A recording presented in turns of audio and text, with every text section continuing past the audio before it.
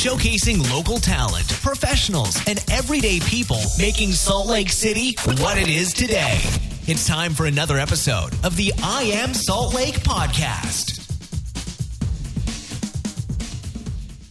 I want to personally welcome you out today to episode 222 of I Am Salt Lake podcast.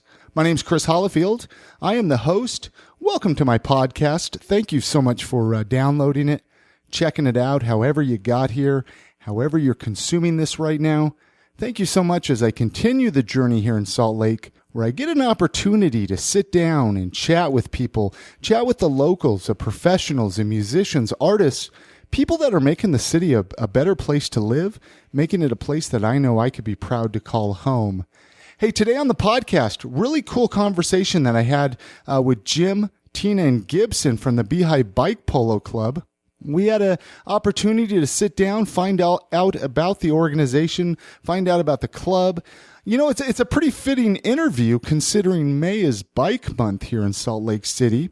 Really a cool month to make an extra effort to get out on your bicycle and ride your bike to work, ride it around town, leave your car parked. You know, this is a great city if you're a cyclist. The extra wide roads, the bicycle lanes. There is a lot of advantages to being a cyclist here in Salt Lake City. And we're going to be getting into that here in the conversation I'm going to be playing here in just a minute. There are a few announcements, though, I want to make.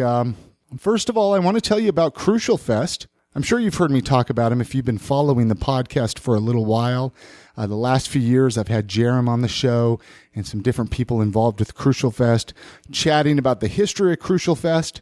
This is the 6th year. This is a really big deal here in Salt Lake City. It's happening June 15th through the 18th. You can go to crucialfest.com, see the complete lineup. There is a lot of bands that are going to be doing reunion shows, part of Crucial Fest. A few that I'm really excited about, Form of Rocket, New Transit, Direction, and Either. All three of those bands are actually going to be recording on future episodes of I Am Salt Lake. So if you have any questions for any of those three bands, make sure to shoot me an email at chris@iamsaltlake.com. I'd love to know what kind of questions you want me to ask those bands. But head on over to crucialfest.com, buy your tickets, buy a wristband for this festival. It's going to be a really, really good time. You can see the complete schedule right there on the website. You can buy your tickets right there on the website, as well as connect with them on Twitter or Facebook. Hey, I'm sure you've heard me talk about Oleo Skin and Beard. You know, a lot of people come up to me. They see me out and about, and they ask me about my beard, and they wonder how I get it to look the way I do and how I keep it to stay so healthy. That's because I use Oleo Beard Oil. Great local company right here in Salt Lake City. You can find their website at oleoskin.com. You can buy their large selection of beard oils. They make some great hop beard oils with hops in it to help soften the beard even more. They have a great styling beard balm. Go check it out, oleoskin.com. Use the promo code IAMSaltLake. This is going to give you 25% off of your entire purchase just for buying it right there online. Hey, there's a few announcements, a few things I want to tell you about. I want to tell you about this upcoming Friday, depending on when you're listening to this, Friday the 13th. I'm going to be doing a live podcast, part of Connect, right at the Gateway Mall, right at the Urban Arts Gallery. It's going to be at 8 o'clock. The public is invited. It's a really cool event where we talk about art, talk about creativity, talk about passion. I've been doing a few of these live shows. Well, this one's going to be Friday, May 13th. I'm going to be chatting with the great artist, Jimmy Toro. I'm really excited about that. When they told me I was going to be chatting with Jimmy Toro, I was pretty excited. He's one of my favorite local artists. And so to get the opportunity to do that in a live setting, it's going to be really cool. So I'm hoping you can make it out. Again, Friday at 8 o'clock. Send me an email if you have any questions on that, or tweet at me or connect with me somehow. And then this upcoming Saturday, the 14th, is the Make It Louder Festival. It's going to be happening at the Gallivan Center right here in downtown Salt Lake City. A slew of bands. I mean, so many bands. This is an all-day event.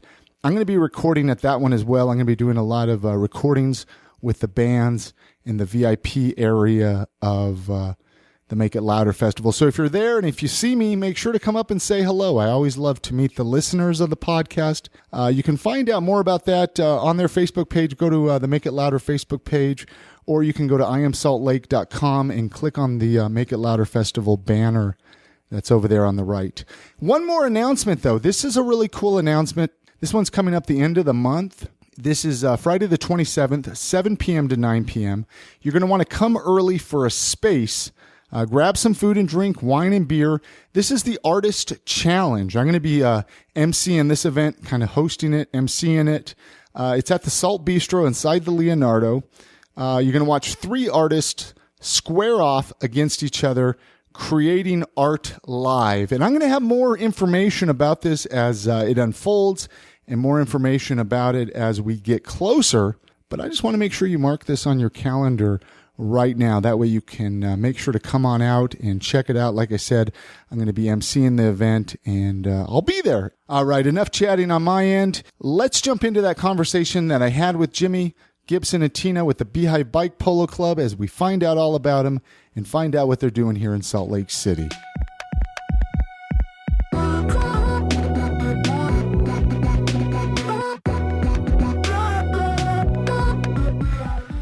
This has been a while since I've had 3 other people on the podcast besides myself. So this is going to be fun, something different. I want you to kind of introduce yourself, just your name, and for people listening, how you got involved with playing bike polo. Okay, my name is Tina Green. I started playing polo approximately 9 years ago in Milwaukee, Wisconsin. Really? Is that where you're from, Milwaukee? No, I'm from Las Vegas, but I went to college in Milwaukee. Okay. Mm-hmm. And so what attracted you to start playing bike polo? I guess I just had friends that played. It was just the bicycle community is small, and so you meet these bike polo people and you come out and watch a couple games, and then it looks like fun and you try it out, and it hooks some people, and it hooked me. Right on. And Gibson? Yeah, my name is Gibson Green. No relation to Tina. And where are you from? Originally Washington, D.C. And born and raised right in D.C.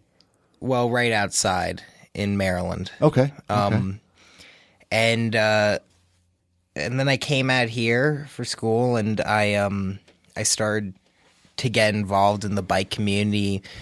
Has a large going on, just social rides and such. And just very similar to Tina, I had friends that were playing bike polo, and I went to. I actually had an extended amount of time where I went to a couple and I played, and then I didn't come back for a while just because of some personalities, and then I came back because I realized everyone is actually really nice. Yeah. So you said, say it again, how long you've been playing? How long? I think 7 months. Okay. Yeah. So I'm definitely the newbie. And then Jimmy over here, Jim. Yeah, Jimmy Araneta. I've been playing in Salt Lake for 5 years. I started in the spring of 2011, and I don't actually remember how it is I came upon bike polo, but I think I saw Wild years for you, huh? Yeah, crazy. Yeah. I think I saw a YouTube video. Okay. And I found that there were guys that played in Salt Lake, and then I just showed up, and that was it. So explain. I don't know which one of you wants to explain, or all 3 of you can. Bike polo. I've never even heard of it until Gibson contacted me via email. How would you explain it? It's like horse polo, but with bikes. It's literally that simple. There's further rules that make tournament play happen, so everybody plays by the same rules. But for the most part, it's just that simple. So there's a court about the size of a tennis court, including the offside area in the back and all around it. And it's 3-on-3, 10 minutes, or first to 5 goals. And you can only score with the ends of your mallet head, which is like a cylinder, maybe 5 or 6 inches. And where do you get this mallet head? I mean, do they sell it at sporting good stores for bike polo? Not yet. Maybe in the future. There's only a couple of companies that are making. Well, over the world, there's like 5 or 6. Yeah, there's under a handful. 10. Yeah. There's under 10 companies that make shafts and heads and grips and just other. But that's kind of like a new development. Yeah, that's only as of like, the last because 3 years. Originally it was when like hardcore bike polo was like happening. It was people getting like PVC pipe and cutting it down to size and then sticking an old ski pole in it. And Crazy. Yeah, I mean, the sport has definitely evolved over the last, 15 years now? Where did it originate from? Bike polo has been around for a long time, but like over 100 years. Yeah, hardcore polo evolved it began in Seattle. Okay. Yeah, I mean, because you have to remember, again, I don't know much about it, you know what I Yeah. mean? And so I'm here to just kind of learn. It kind of started with like Is that where the biggest scene is right now, is in Seattle? still. Okay.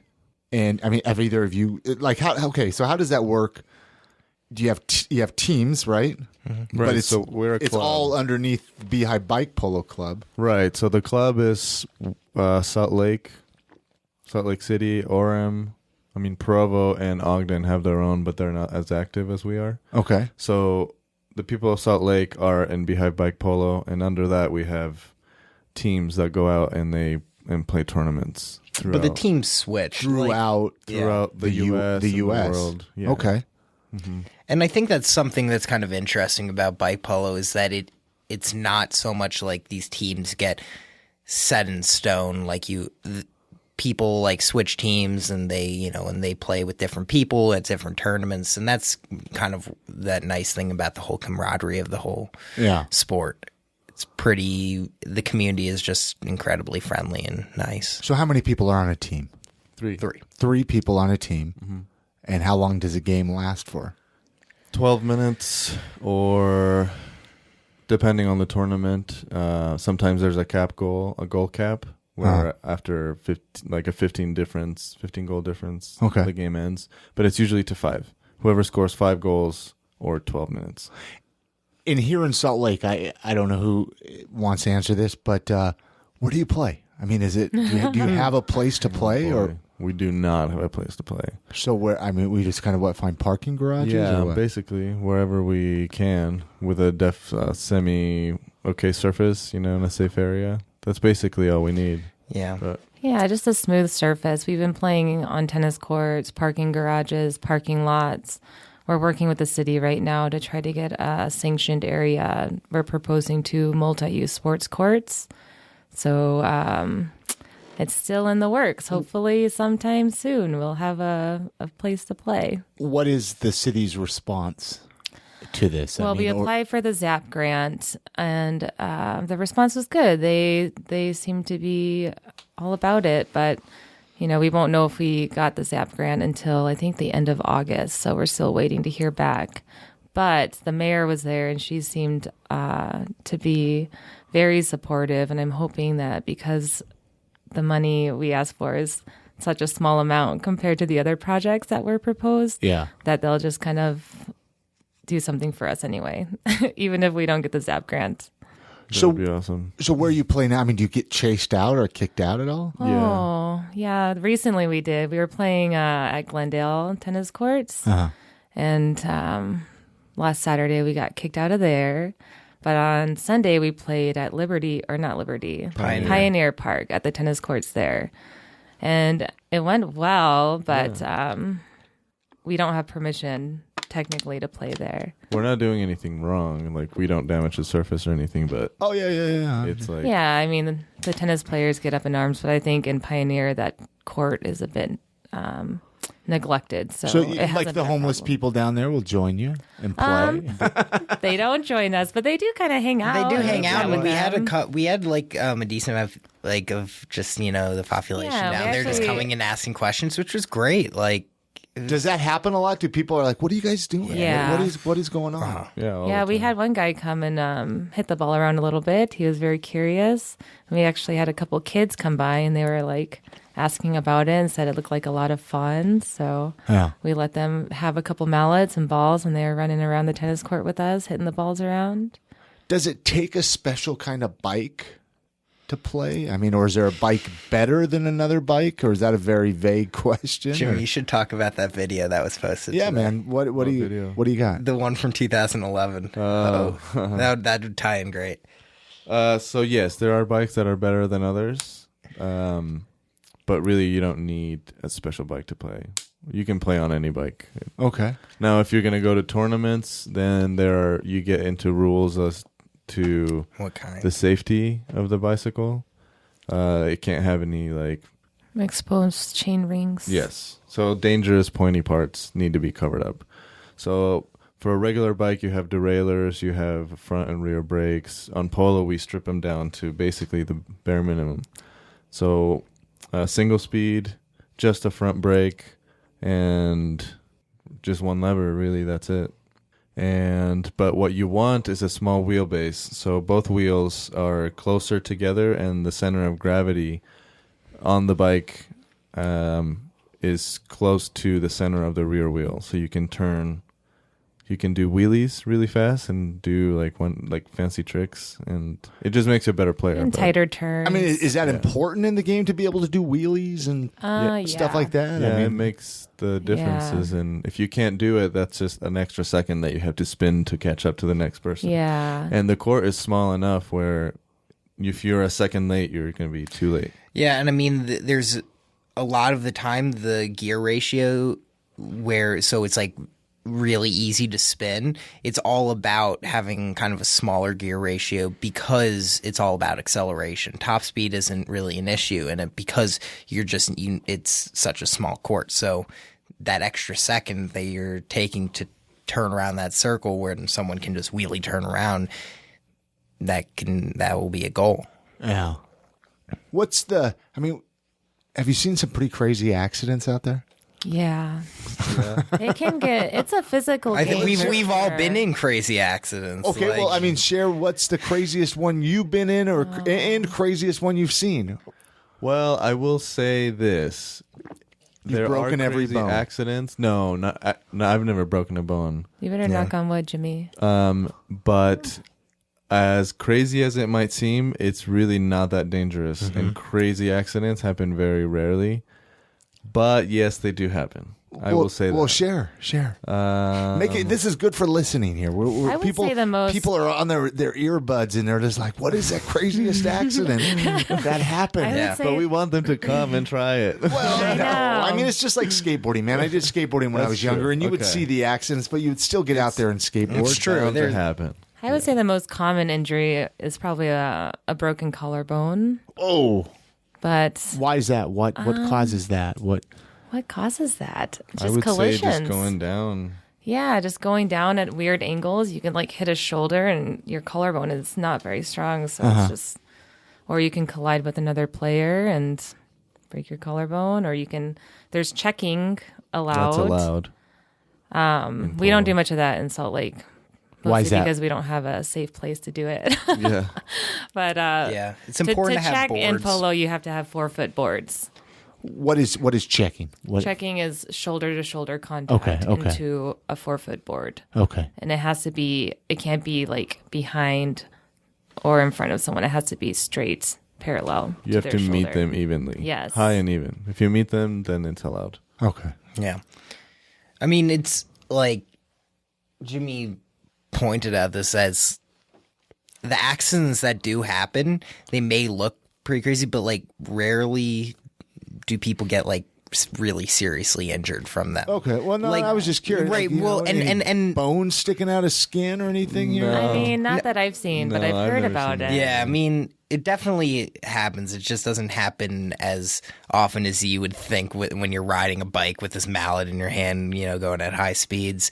And I think the times when I have hurt myself, and I've been sore in the morning have been things that don't look as crazy, where it's just like falling over in a weird direction, like landing on your hip, and you're just like, oh, that hurts. But like the big crashes that I've been in haven't really been that bad. Yeah, just lots of bruises and scrapes, but nothing serious usually. Yeah. We had the first broken ankle. It is true, yeah. yeah, No, one- foot.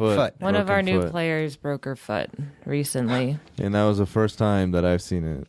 I might have asked this in the beginning. I mean, how many members are there approximately in the polo club? In Salt Lake, upwards of 30, I'd say. Okay. Total. And people are just Regulars, always joining, right? People are always coming part of it. Yeah, they come and go, they come and go. Okay. We But have a there's rookie core night group. every week too on Thursdays, so it's a slower pace, more approachable way to start playing polo instead of jumping into. It's great. Okay, well let's go there actually for a minute here. I mean, that's the beauty of podcasts. You can kind of jump all over the place. Rookie night. So people are listening right now. I mean, you might have somebody who's like, well, I want to go try that out. I mean, you were even chatting with John coming in here, and he was talking about bicycling and stuff like that. So how would you say you don't have a permanent place to play, but how would I find out? Or is it kind of top secret?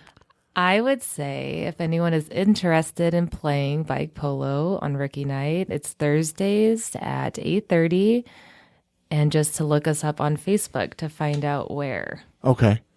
It's a secret. Well, because I saw you guys have a Facebook group. We do. Yeah. Yeah. Yes. That's where most of the information Would is it be downloaded. okay with this podcast to link that Oh, yeah. group up? Absolutely. Okay, Yes. because that's where I want to be able to direct people somewhere. Yeah. Yes. So Direct they- them to our Facebook page. They can go to iamsaltlake.com with this episode, and then it will link up with there.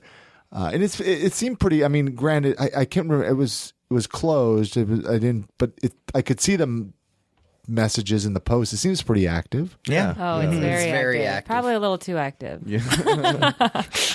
We're all friends, so we're always Yeah. messing around on. Yeah, on it's there. lots of jokes. So- But you guys weren't friends before the polo club. No. You guys kind of have developed this strong friendship, Right. through the polo club. You kind Yeah. of now have. Strong.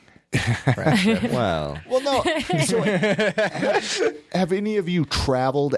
Like, been able? You mentioned how you go play in other states and out of the country. I mean, have any of you played Yeah. much outside of Utah? Tina is a very famous player Oh, no. in all of North America. For real? I'm not Number even one kidding. pick. Oh, yeah. my God. She's one of the top players, like let alone women in the country for sure. Yeah. I've just been doing this for a long time, and I've played in a number of clubs, so Everybody knows. So Tina. you're kind of known in the bike polo it's a world. very small. Yes, she we is. call it You guys are the laughing, but I mean, I'm serious. we call it the polo verse, and It's it's because very she small. hates us.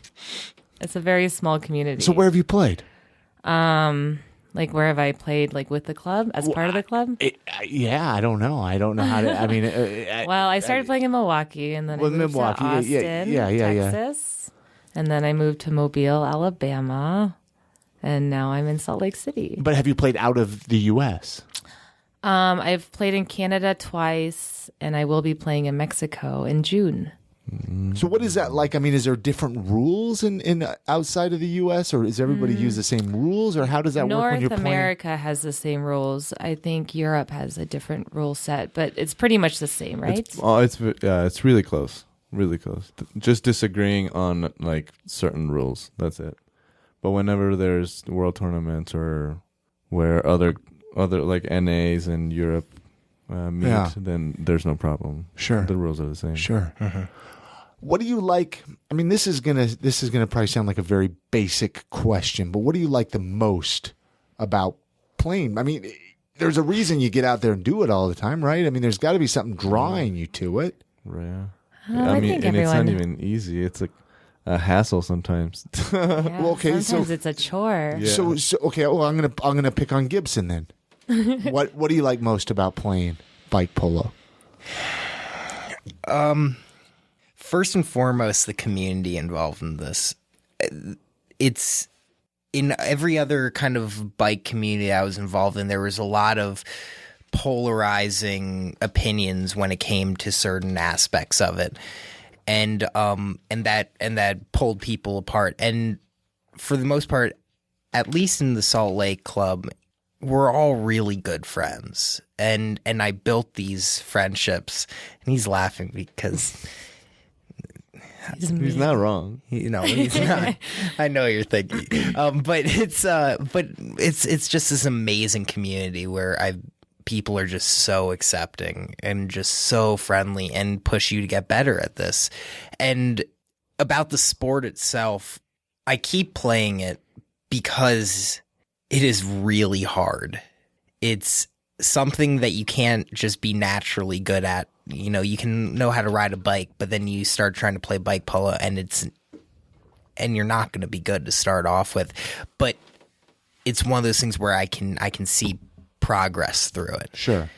That progress is what keeps me going, because there are days when they're just shit, and then there are days that are fantastic. And So on the days that are shit, what do you do? I mean, what makes you to say, you know what, I don't want to do this anymore? It's the communities? Yeah, that's a good question. I don't think we would let Gibson quit, honestly, even if he probably wanted not. to. there would be no way that they would let me quit, which warms the cockles of my heart. Sure. To hear them say that. But it also is one of those things where Why don't you talk about how much fun it is, Gibson? Yeah, I mean, it's the one of all biking things. Biking has always been such an individual, like, solitary act. You're riding a bike alone. And with bike polo, if you're not playing as a team, you're not going to win. And when it comes down to it, like Tina said, it's so much fun. Okay. Because it's the community going and just hanging out, not even playing, but also the sport of it and seeing you get better. And just, it's like the one thing that I found in probably for as long as I can remember, where I'm pushing myself to get better at it. And it's like, I school too. well, and it's important because you have Do that in school. Yeah, you have to find that thing, whether it's a musical instrument, whether it's a sport or some hobby or something that keeps you going back. Otherwise, you're not going to keep going back. Did you want to chime? I mean, anything you want to add to that, Tina, of what you like the most about bike polo? Like you were saying about all the fun. Yeah, like Gibson said, the community is great. It's a very all-inclusive group. They're very welcoming. We try to be anyway. But it's a fun sport. It's, it's usually on the weeknights. It doesn't really cut into your other activities like your skiing or mountain biking. It's something that you can just show up whenever and play a couple games and hang out with friends and get some exercise, play a sport, get your social stuff into. So it's kind of a trifecta of good stuff. It sounds great. Yeah, it's super fun. What do you think of kind of steering a little bit away from the bike polo? I mean, Salt Lake City's got a great bike community in general. Oh yeah. It I mean, does. I'm curious because I had Ben on from Green Bike on the podcast a couple years ago, and I've had this. Okay, I guess I've chatted bicycles a little bit. I had the Bicycle Collective on the podcast. Oh, nice. A couple guys from there. we're all very involved in the bike collection. Yeah, great place. Yeah. But what do you think of the bicycle community? Like right now, when we're recording this, what do you think of the direction of? We got great bike lanes, just great bike community. It's a very bicycle friendly city. Would you agree or no? It's getting there. You don't think so now, or? Well, the downtown area is, but when you get out to the west side or the south side, it's not that great. What makes it great or not great in your opinion? Maybe like the protected lanes are nice, but I can see that you can't have one everywhere. But I think it's just the layout of Salt Lake. Everything is kind of far apart. So like the stretch for example, on 7th East from 33rd to 45th is basically like a freeway, So you have to take a side street, and yeah, it's nice, but I don't know what I'm getting at. I don't think it's great outside of downtown. Jimmy grew up here, so he doesn't know what it's like in other places. Another place. Really? Salt Lake's great. Yeah. Well, that's what I think it's super bike friendly, and there's not bike lanes that can take you anywhere, but it's pretty. From what I've heard, it's a great city to bicycle in, you can really get anywhere fairly easy. Just about. Man, I If guess just I'm about spoiled. anywhere. I mean, what? Okay, so like the bike lane on 300 South. That's cool. That's the famous lane, right? That's Yeah. like the Broadway. I get a little nervous when I drive down there because especially you go to turn onto the bike lane, like you can't see the bicyclists coming on there. Like, Yeah. do you think they've really designed that as good as they could have? I mean, I guess I don't know how much better they I could have think done. that it's an annoyance to the driver enough that they'll pay attention a little bit more. Okay. So I think it's okay. I drive and I ride. I'm not like, it's not like I only have a bicycle. So I get annoyed by cyclists too. So I understand like both sides, I think, at least. Yeah, I was just get curious. nervous around cyclists when I'm driving On the third, really? anywhere. Just anywhere in Salt I Lake. just feel like they're going to sneak up. On What the do you right think? side. What? And again, I know we're kind of steering a little bit from bike polo, but I mean, maybe people listening can learn a thing or two from bicyclists. As a bicyclist, what is one thing that you see that if they could change about the way they ride their bikes? I mean, I know that might be a stupid That's question. Okay, I will do one for cyclists and one for drivers. Okay, let's do that. So I think for cyclists to just pretend you're a car. Don't go in between cars and to get to the front of the light. Okay. I think that's annoying.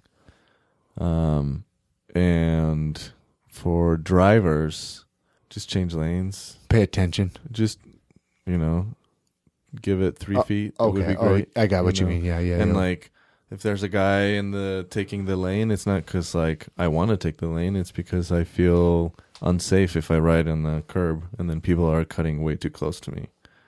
So it takes 5 seconds to accelerate past the cyclist, so no losses really. Yeah. Well, because I find people are so angry to bicyclists. It's Yeah, like, they come get on, just mad. give them space, man. Yeah, you give a it motorcycle happens. space. It's I not just- that bad. Everyone's never in been such a thrown. rush these days like that that. slowing them down for like 2 seconds is really going to piss them off, and that's frustrating because it's really not that. If you're stuck behind a cyclist for a little bit, life is going to be okay. Yeah. It'll go on. You'll be fine. But some people just can't handle it. They don't want that obstruction.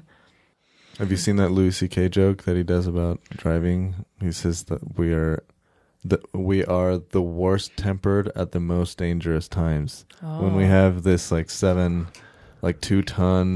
death machine that we can wield at people, is when we lose our shit the easiest. I was thinking about that when I got my license. I was driving with Maria, and it's like, my friend was like, "Hey, you see that guy right there? You could murder him right now just by going like this a little bit." And I was Just by like, moving your foot. "Yeah, just a little bit." It's terrifying. You have this, but I have a question. You made a comment how people are in a rush, Tina. Do you find that riding a bike has actually helped you kind of slow down a little bit? Oh yeah, for sure. Like I work in Holiday, so it's about 7 miles from my house, and it's just nice. I don't know. It's kind of it's like therapeutic to ride a bike and look at the things around you and enjoy it for a second instead of being stuck in a car and focusing on the traffic and everything else you have going on. So yeah, it just kind of slows it down a bit. Yeah. It definitely doesn't seem as long as in a car. Like 40 minutes on a bike doesn't seem as long as 40 minutes in a car. Yeah. yeah. 40 minutes in a car, man, might as well be an hour and a half. Okay? Here's another random question. What's the longest bike ride each of you have been on? I did a tour through New Zealand. Oh wow. Well, not through. I did like 3 days worth Okay. of biking. What took you to New Zealand to do this instead of just doing it here in the U.S.? Good question. Bringing it back to bike polo. Okay. We went my team went to the World Championship in February of this year. And so we're like, the tournament was 3 days, and I don't want to go to New Zealand and just be back in 3 days. So we got to a city, to Christchurch, and then we rode our bikes through an extended area. We did it longer so we could ride through the country just to get to the other city where the tournament was at. So we did 3 days of riding through on our polo bikes, which is not recommended. So single speed through like hilly New Zealand is what we did. And then we would just camp along the side of the road, and then we played the tournament, and man, it was awesome. Right on. What about you, Gibson? I've done 4 days, but I think in like 3 weeks, we're flying to Montreal and riding down to New York City from there. That's a planned trip that you haven't done that. Yeah, in like 3 weeks that's going to happen. So it's going to be my little summer getaway, which I'm going on with 2 other bike polo people. Right on. So it's going to be a great little trip. Right on. I haven't done a tour yet. I mean, I've driven or ridden your bike to I'm more of a just local person. Just a daily rider, commuter. Okay. But I ride mountain bikes, and I'm not a big fan of road unless there's like something glorious at the end, like a lake to jump in or something. Sure. But I would say the longest I've ridden is maybe 40 miles. Okay. I just figured it could be a fun question, to ask. I asked this on all the podcast episodes, steering a little bit away from bike polo, is if somebody was visiting Salt Lake City for a day, what would you tell them? That, hey, go check this out, or a couple things, whether it's an area of town or something touristy, I've had people, Temple Square or the library or I don't know if there's in the actual city. Yeah. Someone's visiting. I usually just tell people to go to the mountains. Okay. Because I get a lot of listeners, that are visiting Salt Lake City for a day or for a week, right. And they're always looking for things to check out. Huh. So I'm assuming if they're coming to Salt Lake, they like the outdoors.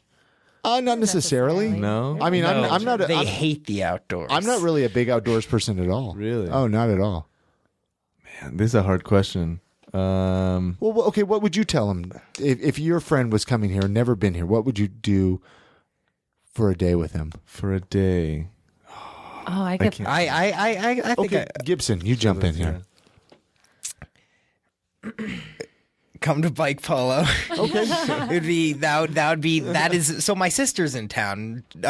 She's touring some colleges, and so this is a good question, so I'm getting to show her around a bit. And so first and foremost was bike polo. That was something that was like really necessary for her to check out. Second, I would say go to Diabolical Records. Great record store. And then, I don't know, Copper Onion's my favorite restaurant, so I'd probably go there. Okay. And I was actually going to ask that.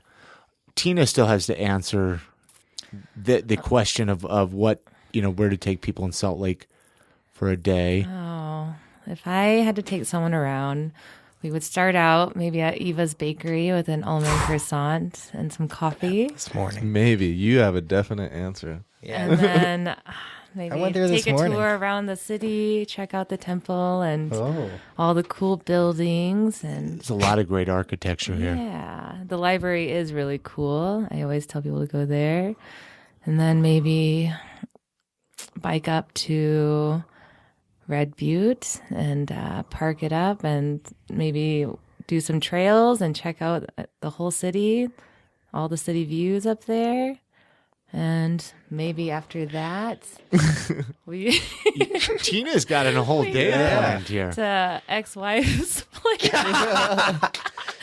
What a disappointing end to the day. What? That's a great bar. Right. I like it. I do too. Maybe we get some ramen noodles at Tasha's, and then we'd go to ex-wife's place and get a Coors Banquet and a shot of rye for $3. I love it. And shoot some pool. And lose 3 out of the 6 beanbags. Well, that was actually going to be my next question. A few of you have mentioned favorite local eating spots. I ask that every person that comes on here, because people are always looking for new places to eat. Yeah. Any favorite local eating spots in Salt Lake City? I really like Spitz. Oh my gosh. So what do you good. get? What do you get at Spitz? Is it so good? Yeah, it's so good. I get the doner with fries. Okay. You The one shouldn't that's ask got the him. fries He doesn't. inside. He doesn't have a wide palate. He just likes hot dogs. Well, I love hot dogs, but I also love Spitz. Dude, Spitz. That's Spitz it. is fantastic. It's over. Okay. What about you? Mentioned copper onion. Copper onion. Eva's Bakery is spot on. Gourmandy's is also really good. They have really great pastries. McDonald's on 4th. McDonald's on wherever McDonald's. Taco cart. Taco carts. Taco carts. on Betos. State Street, and then- Betos is like quintessential like biker food. Where I like else? brunch at Taqueria 27. Excellent brunch there. Yeah, it's fantastic. Never- See, I'm going to hang out with Tina for a day. Yeah, she's a she's got the sophisticated good one. recommendations. I like food. Yeah, yeah. Before we end this, can we talk about the upcoming youth polo program? Sure, absolutely. Okay, so we're teaming up with the Salt Lake City Bicycle Collective to start a youth polo program. Okay. We actually just had a tournament here last weekend to raise money for it. We raised about $1,000 that we're going to use for safety equipment and bike parts. But we need, first and foremost, we need a safe place to play. So we can't start the program until we get courts from the city. But it's going to be awesome. We are going to invite, the collective already has it's called Earn a Bike program, where kids do a 6-week mechanics course, and at the end they get to pick out a bicycle from the warehouse as a reward. Right on. So the polo program awesome. will invite those kids to come play and use their new bikes in a new way.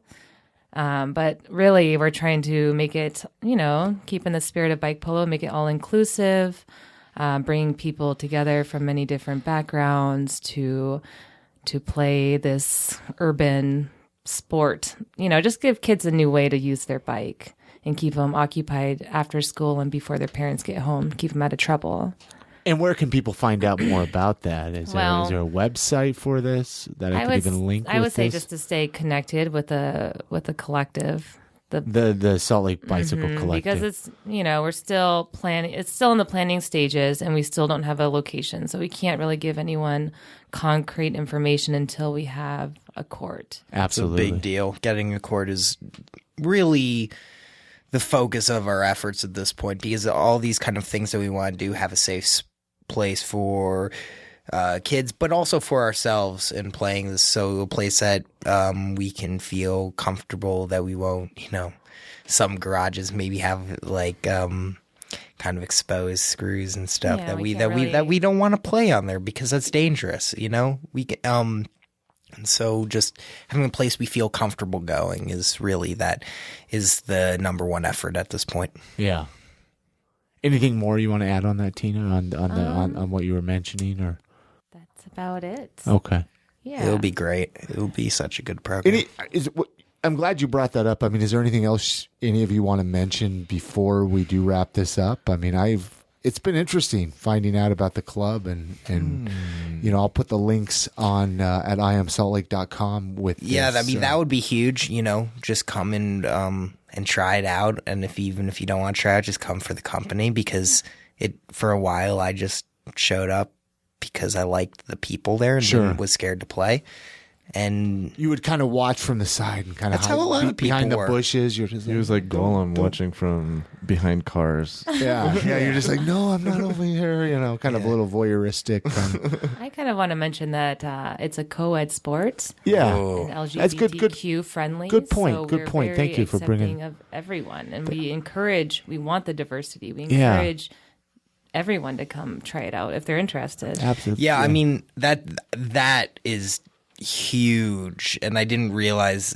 I'm sad I didn't say anything about it, but like, of all other sports which have been for the most part a very kind of male dominated thing, with these kind of masculine values that are attached to it, bike polo seems pretty far from that. And that's what I was amazed by, the inclusivity of the whole sport, of these women and men, and the women just like kicking the guys' asses at this sport, and it not being weird at all. Like, this is just a sport that everyone can play, and everyone is welcome, wherever you lie. Sure. Anything else? Anybody wants to? What about you, Jimmy? Over here, you're quiet. I don't know if there's anything else. Well, I guess. Do you feel like you've asked all the questions that maybe you didn't know anything about? Well, it, no, so I mean, feel like you have a good understanding. I think so. Okay. I feel. I mean, I didn't want to kind of keep going, round and round in circles and ask. It's like I get a good idea what the sport is. I wasn't sure. It's pretty simple. Yeah, exactly. I feel pretty comfortable. I mean, I did see. I watched a snippet of a YouTube video of some bike polo. Maybe I'll even throw that in on this episode so people can see, check it out. Come check you out. Put the links for the thing on there. Yeah. One last question. I'm going to ask each of you your favorite 90s song. Oh man, favorite 90s song. Oh boy. Was I Want to Dance with Somebody? Was that 90s? I don't know that one. If you say it is, I'll believe you. Was that 90s? Probably That's my something from favorite. Guns N' Roses for me. Okay. I don't know what came out in the 90s. I know it kind of put you on the spot randomly. User But Illusion 1, I think. He was born in 2000, so he doesn't remember the name. I wasn't born 2000. I wasn't Jimmy. Shut your mouth. I wasn't born 2000. a band that just something that A comes band. not that It's serious. probably okay. It's probably some Wonderwall. like It's probably like Giblets. it's Wonderwall. Just sing it. what sing. Sing your favorite. You sing your 90s song, man. Woohoo!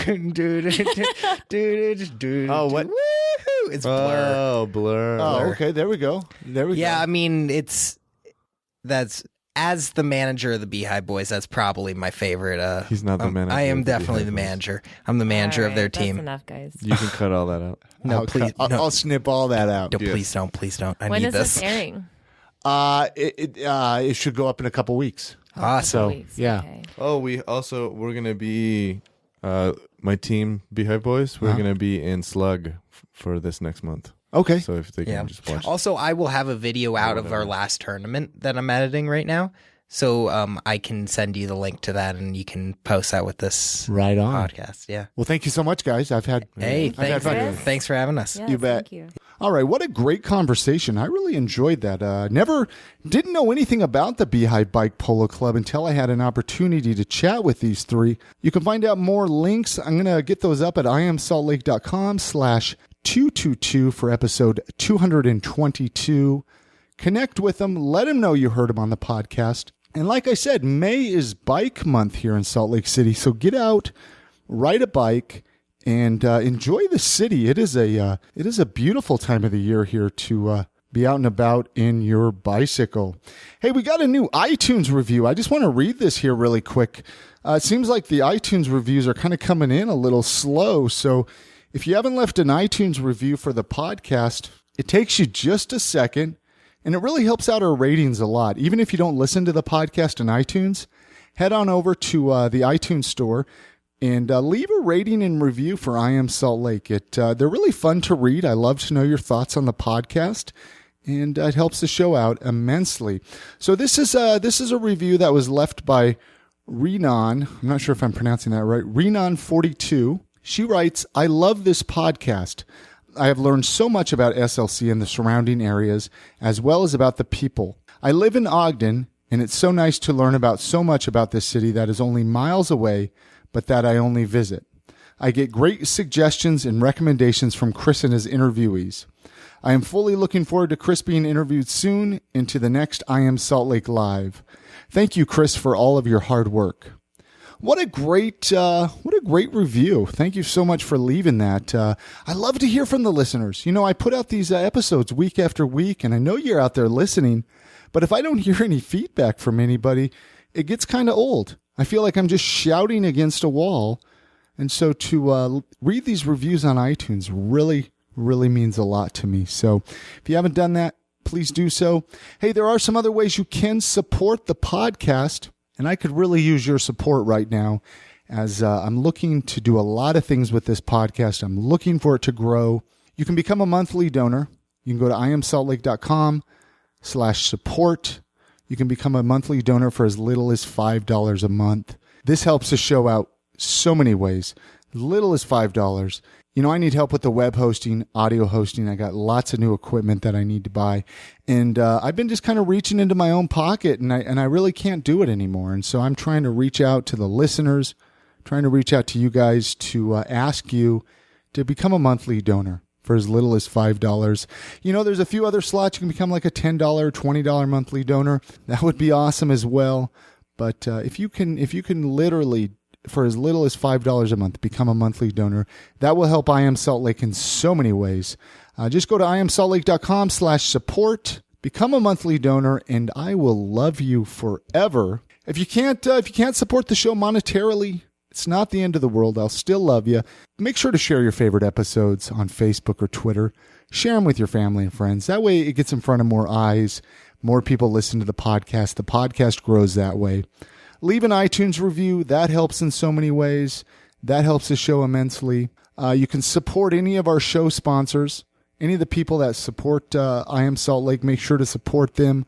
Support Oleo, support Crucial Fest, support the Make It Louder Festival. Any of these folks, make sure to support them. I do want to tell you about Lyft, though. Lyft is a really, really great way to get around Salt Lake City. If you're like me, you like to hit up the bars on the weekend, but you don't want to drive, this is where Lyft comes in. Great alternative to taxi cabs. LYFT is how you spell it. If you haven't heard about him yet, I suggest you crawl out of the rock that you've been hiding under. I have a promo code, I Am Salt Lake. This is going to give you $50 in Lyft rides. Unfortunately, it's for first-time users only. So you want to make sure to download the Lyft app in your smartphone app store. Enter in the promo code, I Am Salt Lake. That's all you have to do. Then you request your Lyft ride, and you automatically get $50 in free Lyft credit. Hey, that's going to do it for this episode. Thank you so much, everybody, for coming back week after week. I've been having some really great conversations. I'd love to know your feedback, your input. Make sure to connect with me on Facebook or Twitter. You can send me a tweet at I Am Salt Lake. I'm also on Snapchat. Feel free to add me as a friend on Snapchat, I Am Salt Lake. Got a lot of things happening in the summer, and you don't want to miss out on any of it. So make sure to connect with me on some form of social media. Say hello if you see me out and about. I'd love to meet all the listeners of the podcast. There's so many of you out there, and I don't know what a lot of you look like. So make sure to say hello that way as well. Like I said, that's going to do it. You guys get out. Have a great week. Enjoy the city. Buy local, and we'll see you again next week.